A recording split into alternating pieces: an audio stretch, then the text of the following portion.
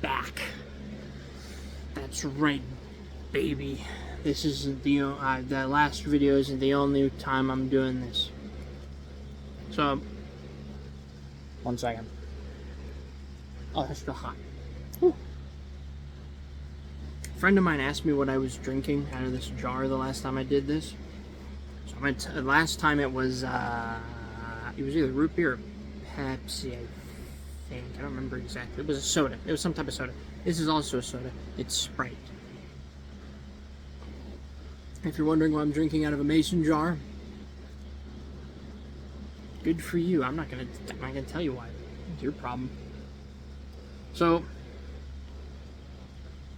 I was thinking about this because I was watching a YouTuber being cynical, as most YouTubers are these days.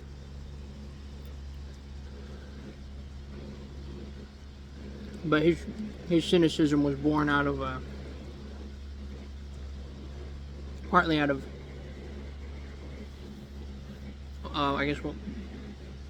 he made a video.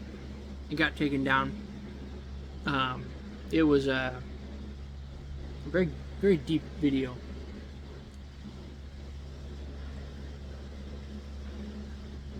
I can't really go into details about it because it deals with some heavy subjects, but the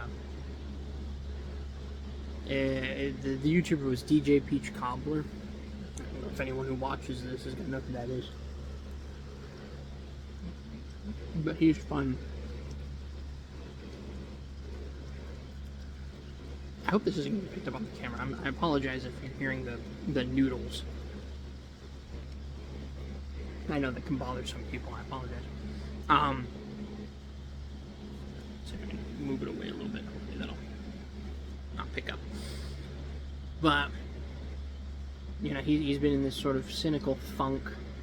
He's talking about it on a podcast because, you know, the video got taken down because it was against terms of service, and because it depicted a cow being butchered, basically, and that was tagged as animal abuse, except the cow being butchered was shown not as a glorification of it, but actually it was an example of how, you know, that's bad, and it was being used, the footage was brief and was used as a metaphor for something else in the video, and was itself not glorified, but was actually, you know, it was depicted as sort of being very much a callous and not good thing. It's not the first time he's actually had a video that depicts it, or not depicts it, but where he has another video that he talks about where he kind of discusses the cattle industry and its relation to the video game Scorn. It's very good. He's very good at these video episodes.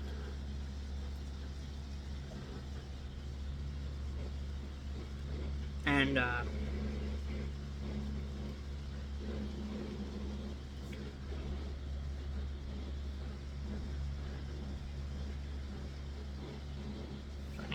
make sure I don't choke on my own food.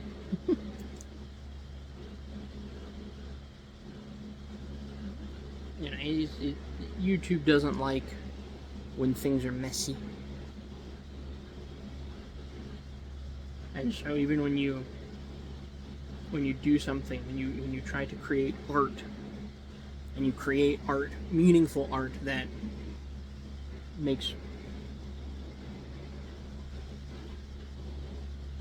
people feel, you know, that touches the parts of your mind that are not used to being affected, you know, that it brings that queasiness, that uneasy feelings that you know they exist. Those things in life that you know exist, but you try to forget them.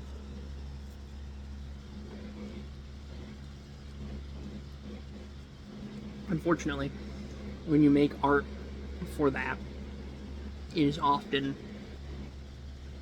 seen as not advertiser friendly, and so it gets removed from the public view because the public view especially these days. But I mean, it's the way much longer than people realize. But it gets removed from the public view because it's not advertiser friendly.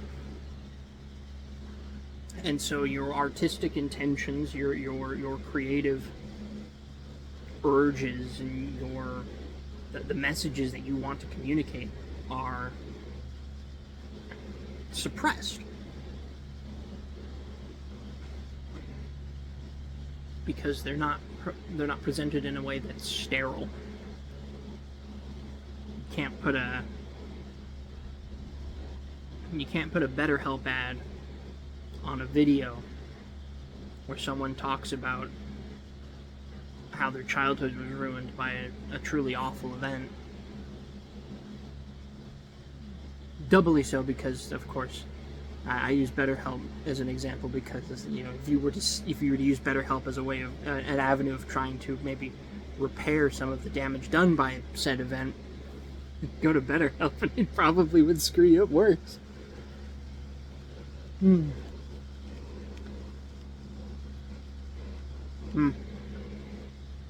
I only bring all this up as the background, as kind of the backdrop for, the cynicism.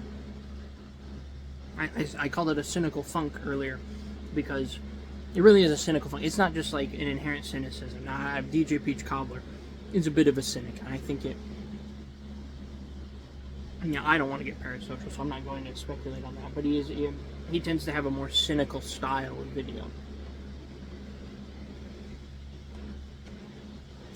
But it's some, the way he does them kind of, he has this sarcasm that bites through the cynicism, and so it kind of balances itself out in a way that it's more palatable. And he's just funny. He's a funny guy.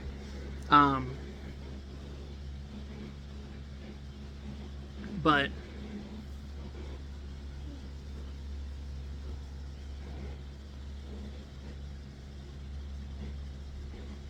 it got me thinking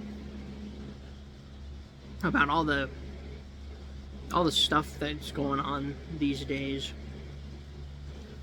with doom scrolling and the end of the world, and everything's falling apart, everything's, we're all gonna die. I was thinking about that. I don't read the news anymore. I get snippets from different places. Like I watch, if you know the comedian Josh Johnson, I watch him, and so I get my news from a comedian.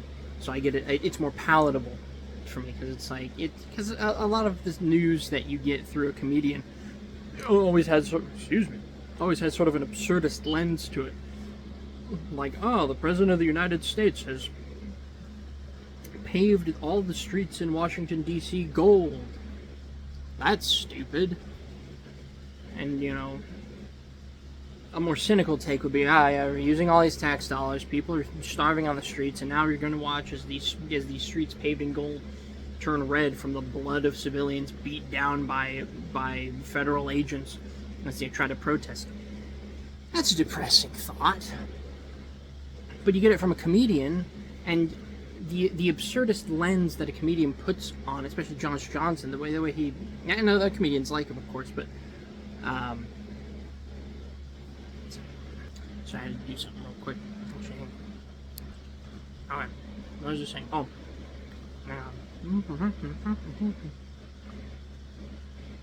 Comedians like Josh Johnson put an absurdist lens on something, and it doesn't change the something, but it gives you the perspective that absurdism, the inherent absurdism of comedy does.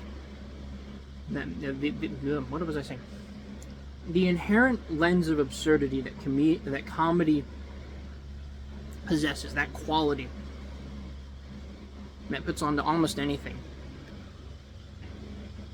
enables you at least when it comes to the current events of today and years past, it sort of gives you this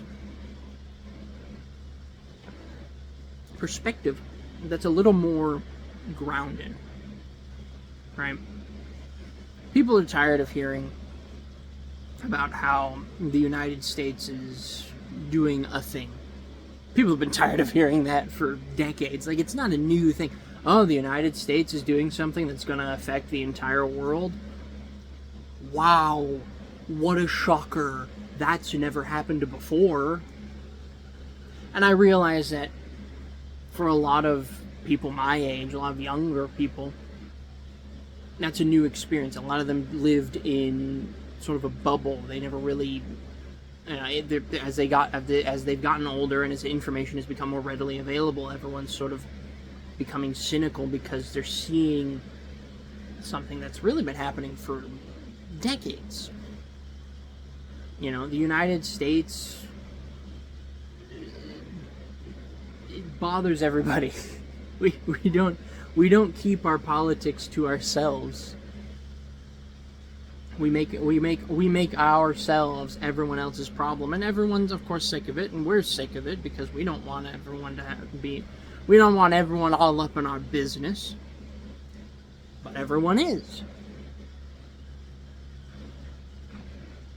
Because we, our government, made our business everyone else's business. You know? And of course, the way that we normally do that is through war.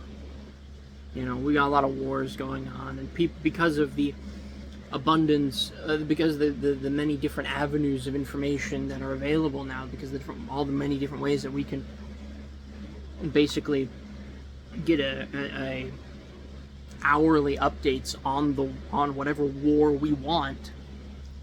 You know, war's been commodified for thousands of years, but we have found now through social media a way to commodify war in a manner that we've been doing it for a while. Like the news has always commodified war. The news stays in business because there's always a war that they can talk about. That's like the best thing ever. You can go on the news, be like, "Oh, I'm reporting here from Albania, where the first nuclear dog has hit the third tower," and it's like, yeah, okay, that's news. People, oh no,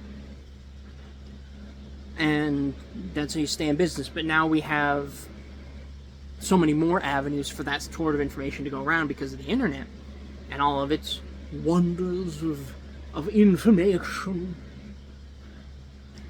spreading information. And as a result now, we get all these different ways to see all the different angles of information. But really, we don't get all the information. We get curated information. Like, you know, if you're doom scrolling, you're not actually getting an accurate representation of what's going on in the world. Like, oh, nothing good is happening, the world is ending, we're all gonna die, and it's gonna be miserable and horrible, and there's nothing worth living for, blah blah blah blah blah blah blah. 8 billion people in the world and nothing good is happening? Really? Really? Are you sure? You're telling me 8 billion people and there's nothing good. There's nothing. It's over. We're cooked, as they say. It's truly the end of days. Like, we've been saying it's the end of days for millennia. Because there's always something bad happening. And we'd much rather that the world just ended so we didn't have to deal with it anymore. Which is it's a very human emotion, I think, to just be like, you know what? Smite us all, let Armageddon happen so we can be done with it. And I get it. I feel that way. You know, not all the time, but there's been times where I'm just like, whatever, it's over. Just end it. Just come on, let's do it. Come on, New Testament, Revelation. Let's bring it home. You know, I'll take any apocalypse at this point. Whichever one works, I'll take them all. Let's get this over with, you know. Because it's much easier to just hope for it all to end, and then, you know, either it's all just over or it all is fixed or whatever. It's an end-all be-all, fix-it-all solution. Instead of dealing with the reality that even if there is an Armageddon coming at some point in time, whatever your belief system is, it's not going to come and fix all of your problems right now. Just isn't. Which is disappointing. I'll be honest. I'd love to hear the trump sound.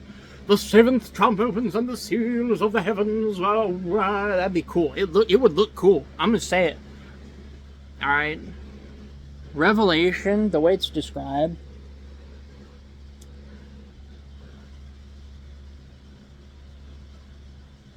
it's going to look sick. If it happens how it's described in the New Testament, it's going to look freaking awesome. The elements melding in. But it's not happening right now. Some people don't believe it's ever going to happen. Some people don't believe it's going to happen for a while. I don't know where I stand in that. Exactly. But I do know that's not happening right now. Yeah, it's not happening right now. Could you imagine? It's not happening right now. Ooh, it's happening! Oh my goodness! But no, it's not. I hate to tell you this, but I don't think... Because there's criteria that's kind of set forth for that sort of thing. In every belief system where there's an Armageddon, there's a criteria that's been set out. Even if you're atheist or irreligious or whatever. Or irreligious. Not irreligious, irreligious. Oh, hang on. I swallowed too much at once. Here.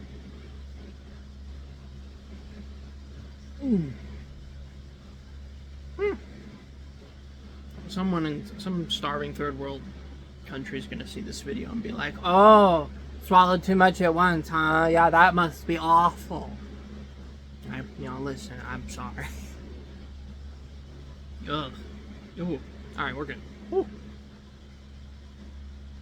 But, yeah, no, it's everyone has their own version of Armageddon. There's every belief system, religious or irreligious, has their own version of the end of the world. And the fact of the matter is that we have not met the criteria for any of those. Because all of them have criteria, and none of them have been met yet. You might think, oh, we're heading in that direction. We're always heading in that direction. That's how end of the world works. It's the end. There's an end point. You're always heading towards it. Doesn't matter what you're doing. You're always heading towards the end of the world. Stop worrying about the end of the world. The world's not ending, okay? You're going to wake up tomorrow, and it's going to be the same world. It's not going to change in a day. It's not going to... It'll change a bit in a year, certainly. The world's definitely changed this year. Jeez Louise. But the world's always changing. Like, there's always something happening somewhere. It's just whether or not you know about it. Right? Like, I don't know how many years ago it was, but there was this whole thing where in Myanmar, for those that are unaware, that's Burma, and if you don't know where that is, I think it's Burma. It must sound really stupid if it's not. But Myanmar used to be Burma, I think. Or is it Siam? No, Thailand is Siam. Right? I'm not looking it up. I'm an American. I'm correct by default. If someone wants to correct me, that's fine. I would appreciate it if I was wrong about that. But I'm pretty sure Myanmar used to be Burma, and they renamed it. Anyway, doesn't matter. Point is, it's in Southeast Asia, and there's a group of Muslims called the Rohingya. It's not spelled like it would be pronounced Rohingya, and I don't know if it's Rohingya, if I'm pronouncing that right. But there's a group of Muslims in Southeast Asia, and then Myanmar decided they were going to do a genocide and kill them all. So, and it was brutal. Like, if you read about it, it's horrid. It was a nightmare. Nah. And of course, living through it, I imagine, would be actual hell.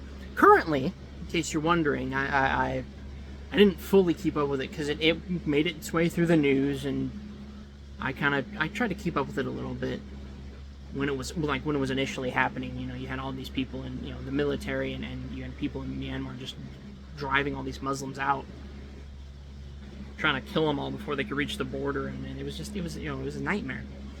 And but a lot of them made it to Bangladesh.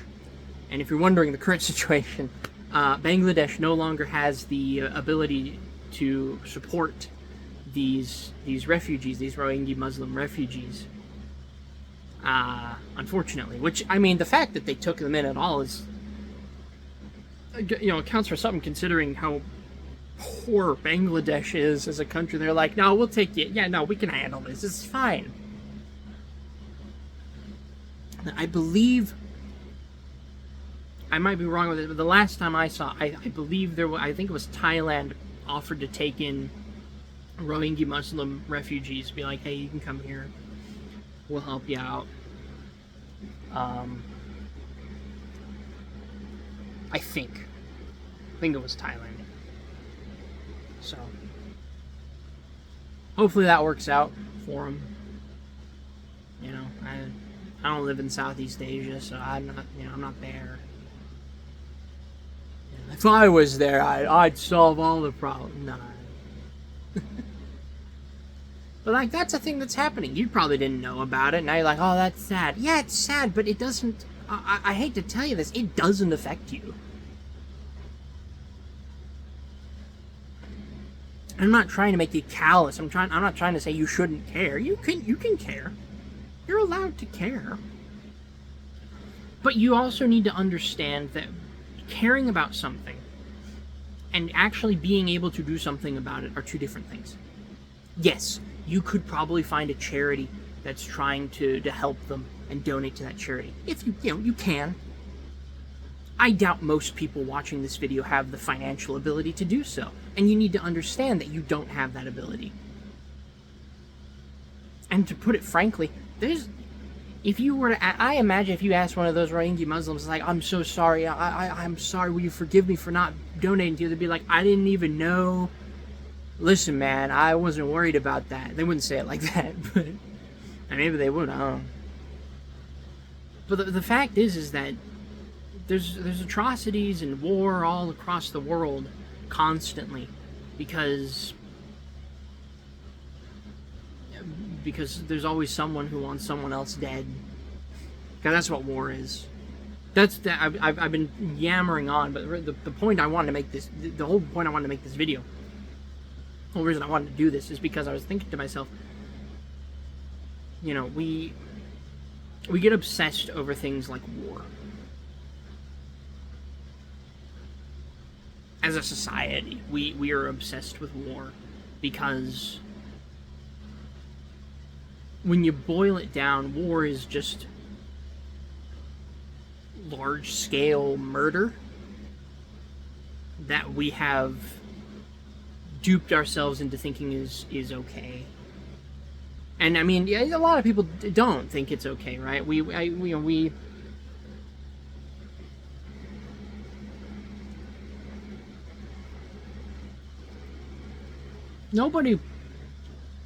Nobody really wants to go to war. Plenty of people want to start wars and send other people to go to war, but don't actually want to go to war. Alright. There's only two people that want war in general. And that's the warmongers and the war profiteers. The warmongers want war because they're usually some sort of fanatic. It doesn't matter what ideology. You know, I'm sure some people heard fanatic like, a Muslim? No, not just Muslim, okay? You've got people of all ideologies, religions, philosophies, who there are fanatics of those groups that want to start a war. Alright, and who they want to start a war on?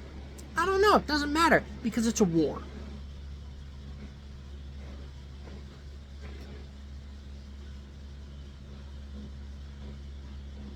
And they want to start a war The warmongers want to start a war because they want to kill people. That's plain and simple. Yeah, they'll say that they want to remove those people. They want to kill them because they're different. Because there's something different about them and they don't like it. But that's just murder. Wantonly killing someone doesn't happen very often. If you want to kill a person, there is a reason. Even like serial killers, the reason is they had blonde hair. It's still a reason. It offended them or it triggered something in their brain and they're like, I didn't like that, so I killed them. But for fanatics, the reason is usually just like they're different, I don't like it, so I want them gone. And so they go to war. But that's just murder. You want to kill someone because they bother you in some case. That is murder. That is what murder is. That is why people commit murder. If you murder your spouse because they cheated on you, their cheating bothered you. It makes sense. Getting cheated on usually bothers someone. But the point is that it bothered you, so you killed them.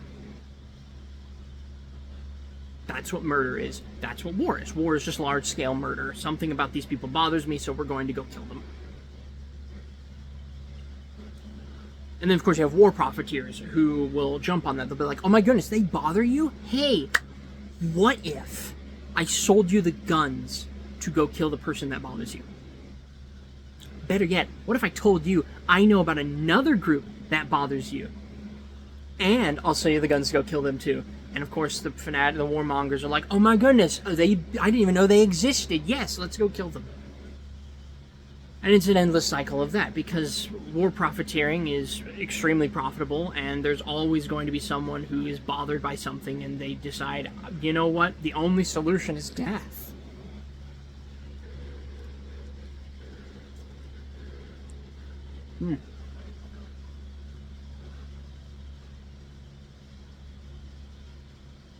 The only way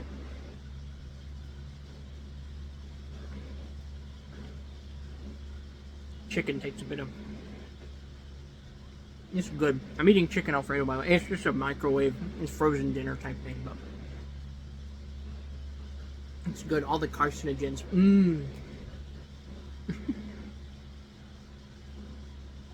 But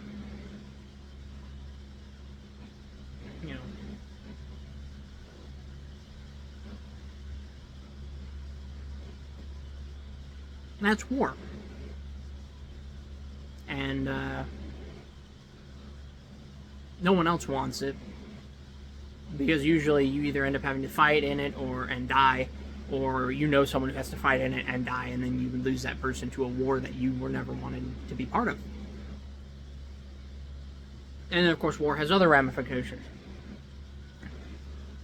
Because war is simple. War is just murder, but you have to fund that murder, and you have to fund the propaganda to justify that murder. Because you can't just go around randomly killing people. You have to pretend it's acceptable. So we create laws. We're like, oh, you can only kill enemy combatants, and also civilians. We're not actually going to charge you for that. Because that's the thing. We get all outraged, like someone we'll go to war and we'll be like, well, okay, but I don't necessarily want there to be a war, but like, they're out there, they're committing atrocities, and it's like, yeah, but you're still killing them. I don't support the atrocities, but if you're going out to kill people because of their atrocities, that's the same as going out and shooting a criminal. Here at home, if someone commits murder, we don't just go out and be like, shoot them. We put them in jail. Because that's humane. You can't just go around shooting criminals. Well, you give that sort of power to the police and they'll just start shooting whoever they want. Oh no! The soldiers shot innocent civilians? How could we have seen this coming? I'm not saying anything new, by the way. Lots of people know this already. This is just a fact. It's everyone. I imagine most people know this. If you are in any way familiar with war and all of its nonsense, you know this. But I bring this up because there's a lot of people who who I think know this, or at least kind of know, like subconsciously they've figured it out, but it's not quite there because they're too busy doom scrolling, because there's so much bad happening in the world, and bad news sells. It doesn't help that these days almost everything is driven by algorithms, right? Everything's on the computer, and the computer is made up of a bunch of algorithms. So you watch or read one thing on your computer, and it's like, oh, the world sucks, and you're like, well, that sucks, and then you scroll down, and the algorithm's like, oh my goodness, you like bad news? And so it gives you more. And so it's a self-perpetuating cycle of blech.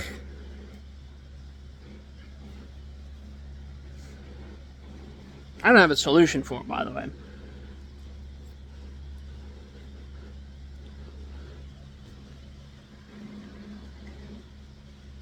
I'm just a guy sitting on the floor of his bedroom eating microwave chicken Alfredo. But I had this thought, and I wanted to talk about it. And instead of just talking to myself about it, because I talk to myself a lot. Probably a worrying amount, but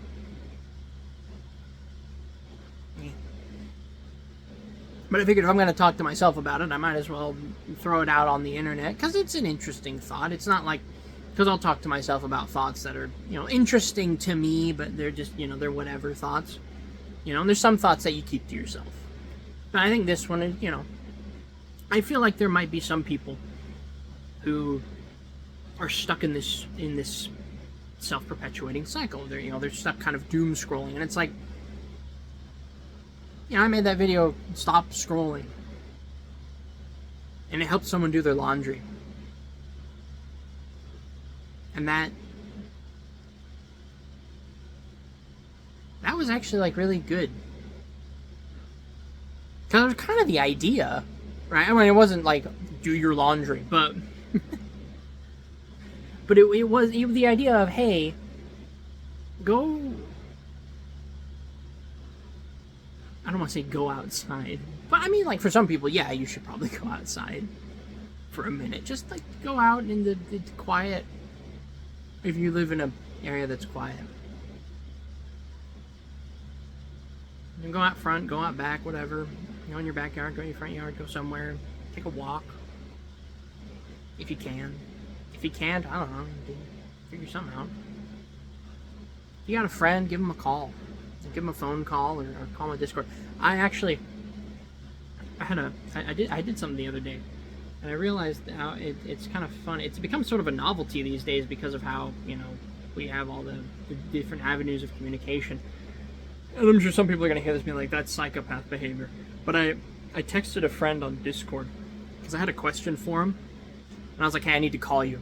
Right? And imagine you get that text, and it's like, oh no, what's happened? But I just sent it because, I'll be honest, I thought it was funny to send that sort of thing. Because I know people will see that and possibly, because the way I sent it was just like, hey, I need to call you. Are you available?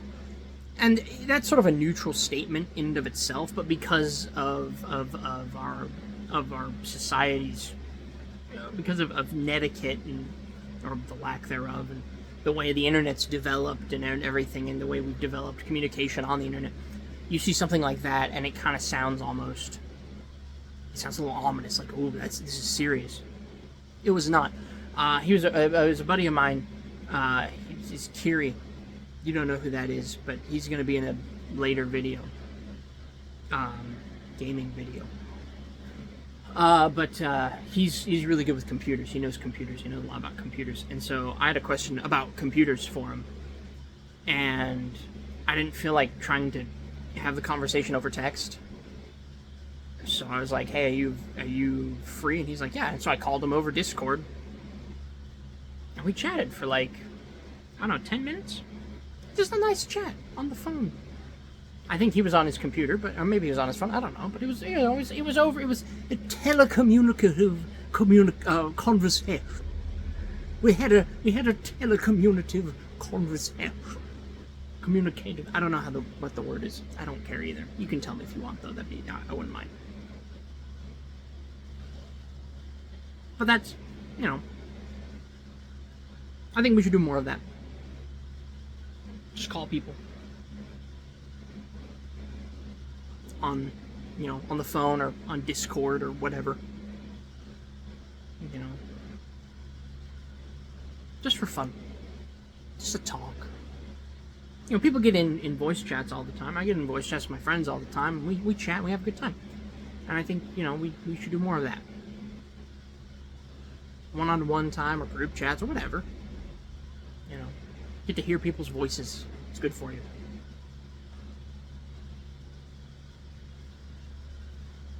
I suppose you could go out to social events or places that are meant for socializing as well, but like, unfortunately, the most common thing for that is a bar, and if you like going out to bars or clubs, that's fine, but like, they tend to be loud. You need places where you can socialize that's quieter. It's probably a place for that, but I don't know. Off the top of my head, I can't think of that. Church. I guess church. Well, I go to church, but you know, not everyone goes to church, so we have to figure something out for that. And of course, you have to figure out what to do with introverts, like myself. I don't know if I'm an introvert or not. I can't figure that out. I think I'm just shy. I don't know if that's introverted or not. I don't know. It doesn't matter. But I think we'll figure it out. Yeah. War sucks. It's just murder. We just have laws that allow us to pretend like it's okay or different. It's not. Fundamentally, it's still just murder. It's just murder that has been sanctioned by the government. Like, you're allowed to do it. It's legal murder. That's all it is.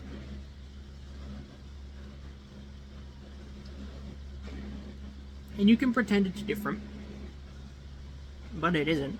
It's not manslaughter. Manslaughter is different from murder because it's an accident, I think. I don't know if it's always an accident with manslaughter. Manslaughter might also just be a way for us to differentiate between, like, the big bad murder and the not so bad murder. I don't know. It's all just killing. You're killing people. But I know that, like, if you kill someone accidentally, like, you did not mean to kill them, that I think it's like, what, accidental? I think it's called accidental manslaughter. I think that's the legal term. It's an accident. You didn't mean to kill them. But you did kill them. So, you know, it has to be addressed. But, you know, war isn't usually like that. You're not usually going out and being like, oh my goodness, that guy has a gun. And then you just, your gun goes, oh, and it shoots him, you know. That would be an accident. That doesn't normally happen. Sometimes there are accidental deaths. There's collateral damage, which is a really fun way of saying, yeah, that child got bombed when we were attacking the enemy base. So, whoop-thee. That's a whoop-thee-daisy on our part. And yeah, it sucks. It's sad. But if you let it consume you, it's not going to change anything. It's just going to ruin your life. And I hate to tell you this, but you're worth more than that. You're worth more than that.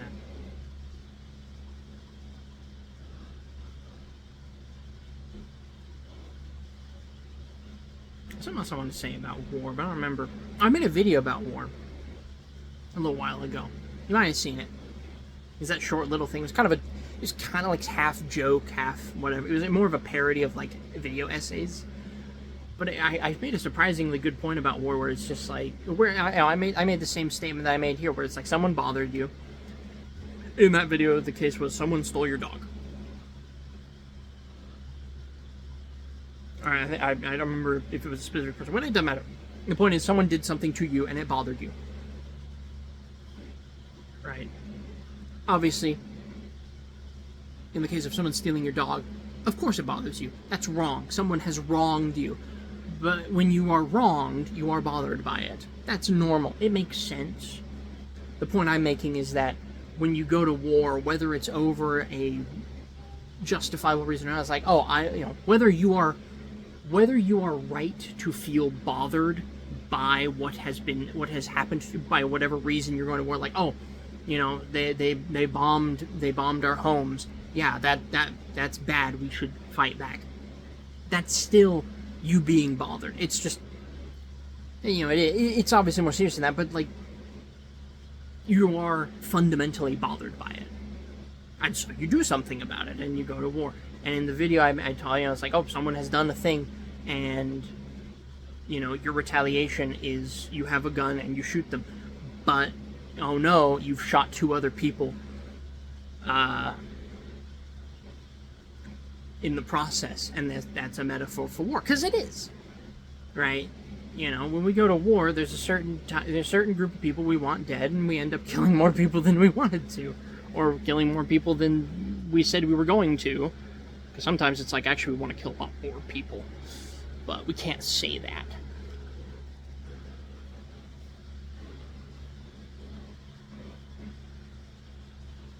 But even then, the whole thing with war is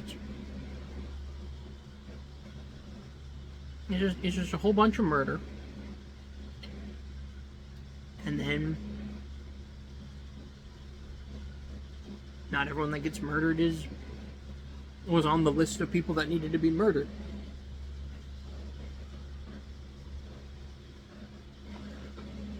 And I bring all this up because I heard a guy on YouTube who was kind of stuck in this cynical funk. And this cynicism has sort of fueled an innate misanthropic attitude, which I can understand. I have my own misanthropic feelings. I have my moments where I just think, maybe not all of humanity, but like a good chunk of it, we just do it out. And it's very calloused. It's a very cruel thing to say. It's an experience. A lot of people have it. I'm not saying it, you're a horrible person for thinking that. You're not. It's an experience that many people have. It's, if you act on it, depending how you act on that feeling, you might be crossing a line. But just, that thought, it's a natural thought. People have that thought, because sometimes it's just like, it's the same thing as wishing, just thinking, man, I'm ready, the world can end. It's a similar thought, because it's just like, there's a problem, I'd like it dealt with, I just don't have the ability or energy to deal with it myself. Usually it's more ability than energy. But I think it's more of a mixture of the two, because like, you could argue, well, I could fix, I could try. And it's like, yeah, but you don't have the energy. You can't push yourself that far. You cannot push yourself that far to have that ability. It's simply not possible. You're not in the circumstances to fix that problem. People stay in situations that suck because changing that situation requires resources they don't have and energy that they don't have, and maybe they could get the resources for it, but to get the resources requires more energy that they still don't have, and sometimes it requires other resources that they don't have or need for something else, and it's just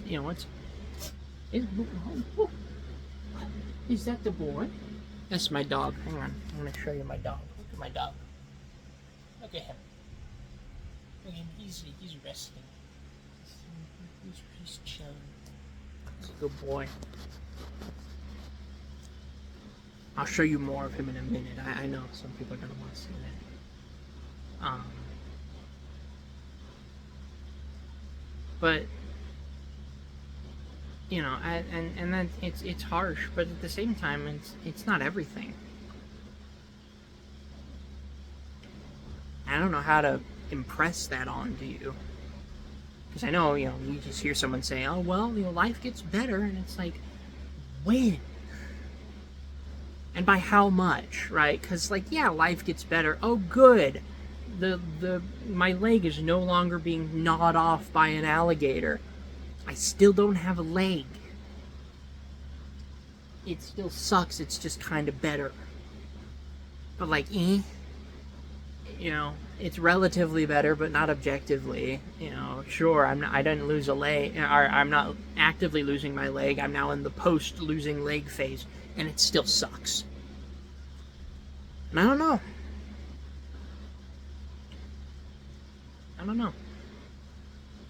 I was gonna say something about post cynicism. I was gonna say I'm inventing a new ideology. I'm gonna call it post cynicism. And then I thought about it. This was before I was gonna make the video. I was thinking this was just something I was gonna say in this video, and I realized that probably already exists. Right, post cynicism, that already exists. I looked it up, and yeah, it's basically, it's kind of the same idea as like optimistic nihilism, where it's, with optimistic nihilism or whatever that's called, it's like, yeah, nothing has meaning, so I can make whatever, I can make whatever meaning I want. I can make my own meaning. And it's just an optimistic attitude. Post cynicism is, it's like, yeah, things suck, but like, okay, I can keep going. You know, yeah, things suck, but and they may not get better, but like, I'm gonna keep going anyway. You see the dog? Oh, you can't see him. You'll see him in a minute. You know, I think that's something we need to think about, is that things aren't necessarily going to get better tomorrow. And we should strive to get towards better things. Now, don't get me wrong, we shouldn't just say, they're not going to get better tomorrow, I guess we'll just live with it. No. You can work towards things getting better. You can work towards a better circumstance. But understand that it may take time. And I know most people understand that. Can you see him now? I don't have my glasses on, so I have to kind of lean in. How do you do? Yes. Things, things will get better, but also, like, if they don't, you can keep going. You can get through it. You'll get through one thing, and then another thing will happen. Yeah. I'm not saying it's easy. It happens to me all the time, and I hate it. I complain every time. Every time. There's some issue in the family. Ah, great, I gotta deal with that. When that's finally settled, oh, good, the economy's collapsed. Oh, great. And then there's another issue in the family, or my friend has some problem, and I gotta deal with that. I gotta take my dog to the vet. I don't actually have to take him to the vet. He's scheduled, he does need to go to the vet just for, like, a checkup. We take care of him. I want you to look at him. Look at him. Look at him. He's happy. Are you a happy boy? Did you think about it? Why? Hi. Hello. He's a good boy. He's a good boy. You'll see more of him in just a... Oh, no! See more of him in just a second. But, yeah. Life... I learned, and this might be kind of a sad take, but I don't know. I think there's almost a tinge of hope to it. Life is, basically, just moving from one problem to another. That is the experience of life. What makes it worth living is what's in between those problems. And make no mistake, the problems permeate the whole thing. You'll wake up and it's like, oh great, I have to deal with the fact that life sucks again. Cool. But there is time intermixed. There's good that permeates with the bad, and a lot of it is perspective. Now, you can still be clinically depressed. That's not going to change. You're going to have to figure something out for that. You might have OCD like me and have to take medication and realize you're going to have to take it for the rest of your life as you're a shambling mess of nerves whose brain tries to attack them on a daily basis, and it sucks. But, like,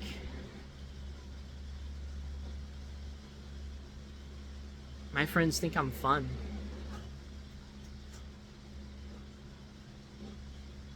And I love them. I love my friends.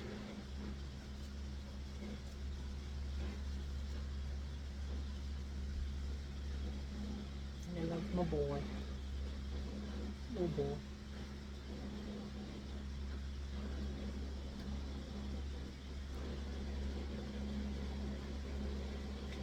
So I don't have a solution. I could give you, you know, what people say are the answers, but I'm just a guy. We're all just guys and gals figuring things out. Guys and gals and pals and everything. It is what it is. We'll figure it out, I guess. I don't know. Maybe we won't. And Armageddon will happen. And the trumps shall sound. I will ascend. Wait. He's a good boy. He's a good boy. I don't know. I hope I can make things easier for you. That's why I made this channel. The whole point of me being a YouTuber is because I like it. I enjoy doing it. I'm no good at it.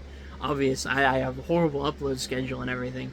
And you know, this video and the last video are just me yapping at a camera, and I am not such a widely known internet personality for my opinion to matter. But you know, who's to say that, really? Why is my opinion any different from someone who has 1 million followers on Facebook? I'm smart. I took a class in college on mythology. I know about that guy who came up with the hero's journey cycle, whatever it's called. I don't remember his name.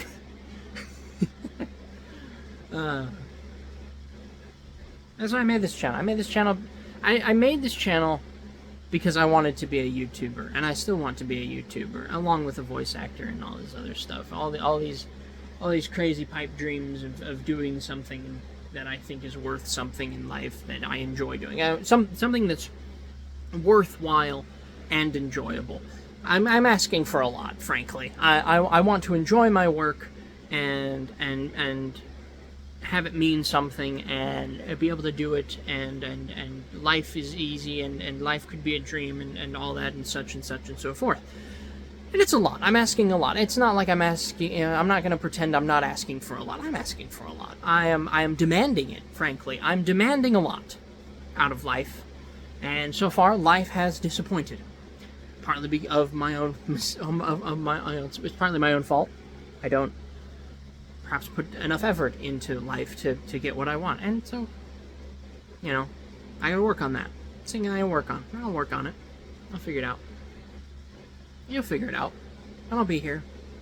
Hopefully to make it easier for you.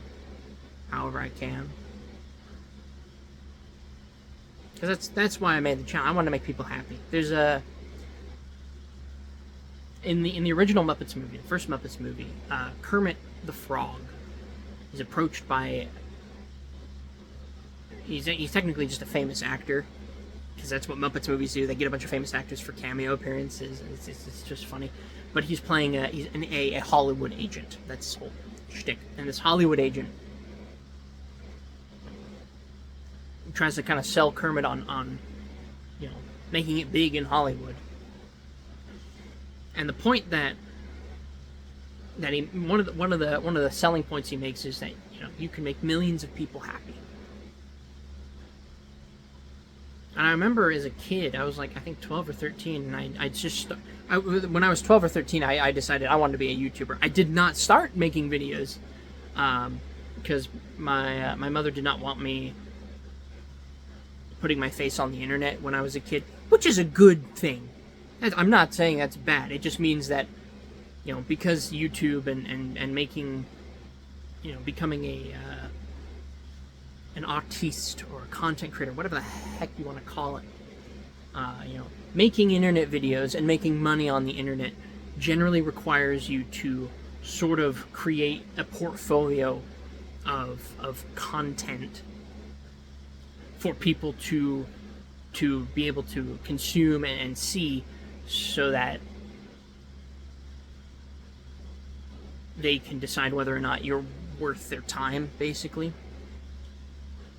And of course, because I started I basically started late, so I don't have a huge backlog of stuff, and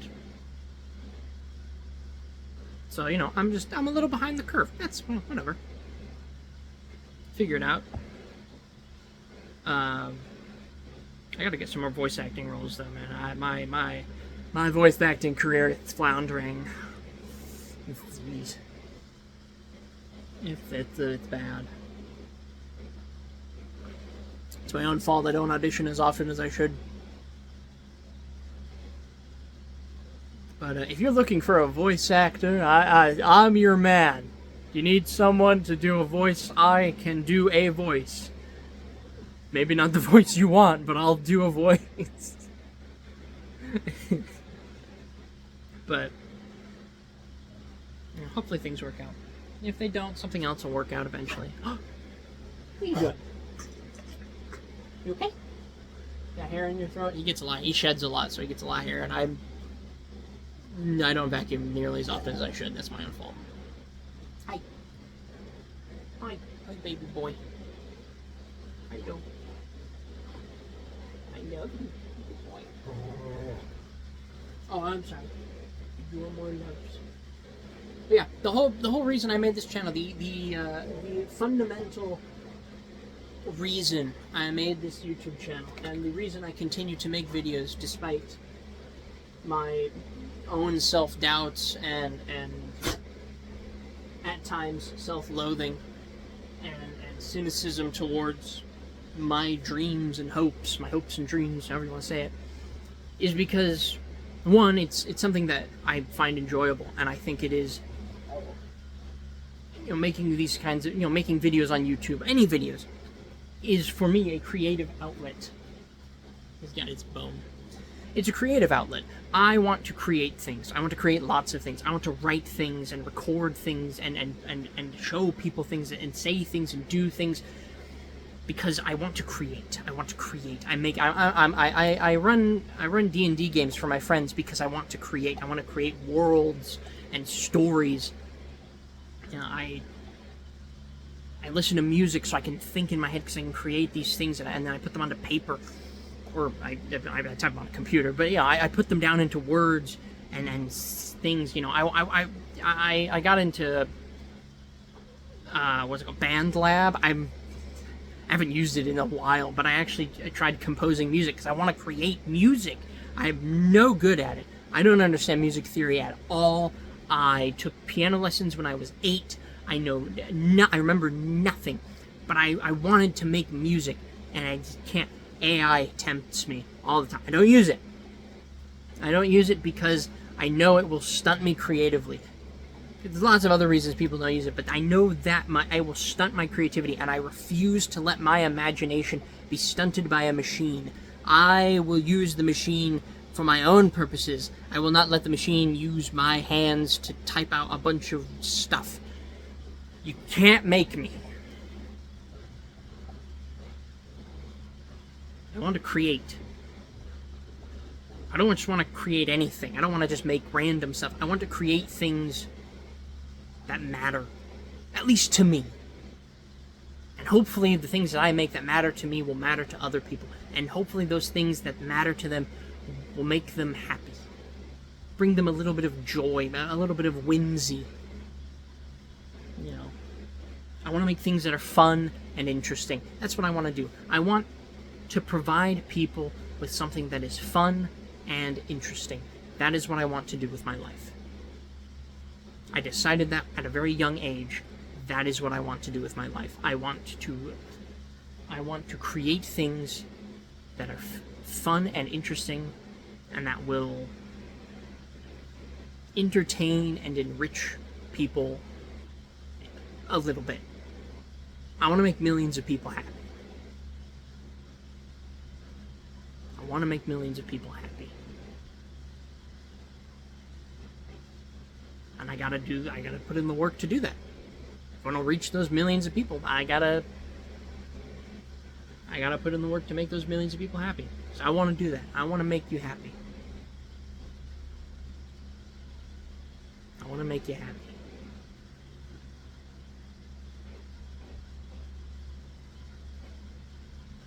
Not all the time. Can't be happy all the time.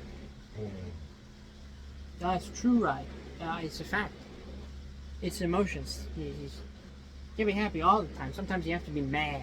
Sometimes you have to be sad. And sometimes you have to be hungry. So, you know, it's just, it's a thing. It's a fact. It's a fact. I don't know what you want me to tell you. It's a fact. I'm sorry. I'm sorry. This is how it is. But sometimes you need to be happy. So I want to provide that for people. I want to be like Kermit the Frog. Make millions of people happy. And I'll start here, huh?